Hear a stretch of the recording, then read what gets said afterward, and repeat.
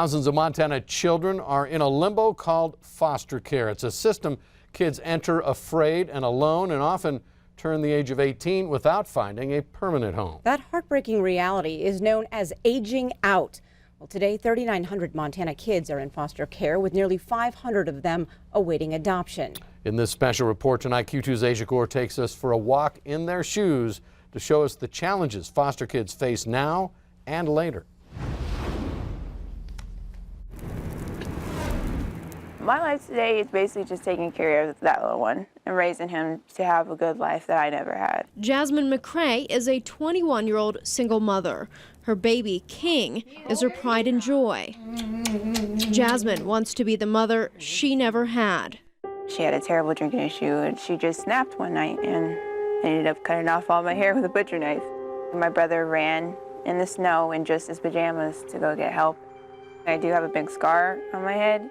That was the breaking point, the moment Jasmine and her 8 siblings were removed. She was just 13.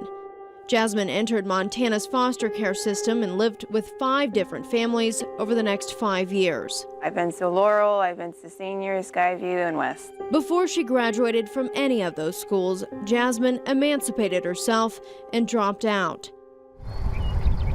Nearly 300 miles away in Glasgow, Jimmy Walker was removed from her home after Child Protective Services learned her mother was an alcoholic and her boyfriend a sex offender. She would blame me for her financial problems because they took my part of the Social Security away. Walker's father died when she was an infant, so she was placed with a foster family in Livingston, where she lived through 4 years of high school. Unlike Jasmine, Jimmy was not forced to move, but she too was never adopted. This year, as Jimmy weighed whether to go off to college or return to her mother, the decision was made for her. Out of the blue, she just passes away, and I'm left alone up here with no one. To cope, Jimmy is focusing on her classes at Montana State University in Bozeman, where she earned 2 scholarships. I want to succeed, I want to do good, so my life doesn't suck anymore.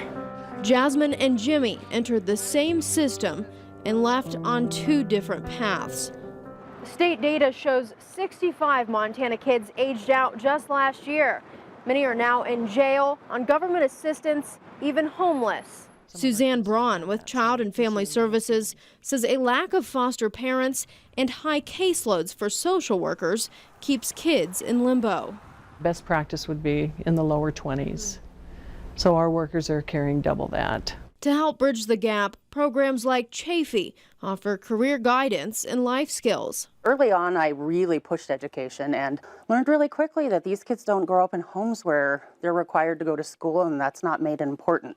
I had to learn really early on that they didn't want to continue on in education, that wasn't a failure, that there's lots of ways to be out in the world and be successful. Chafee Director Stephanie Marquis says employment, housing, and parenting are all forms of success. She's mentored hundreds of kids in the Yellowstone County program. Only 2 graduated college. Their mental health gets in the way of all of this. So they have a lot of grief and a lot of trauma that they face that normal kids just don't have to go through. Tumbleweed crisis counselor Rebecca Perfect answers calls from teens in their darkest hour. I've had numerous calls of just, is there a place that I can stay tonight? A lot of the homeless teens that are just needing a warm place to stay. Perfect brings personal experience to the conversation.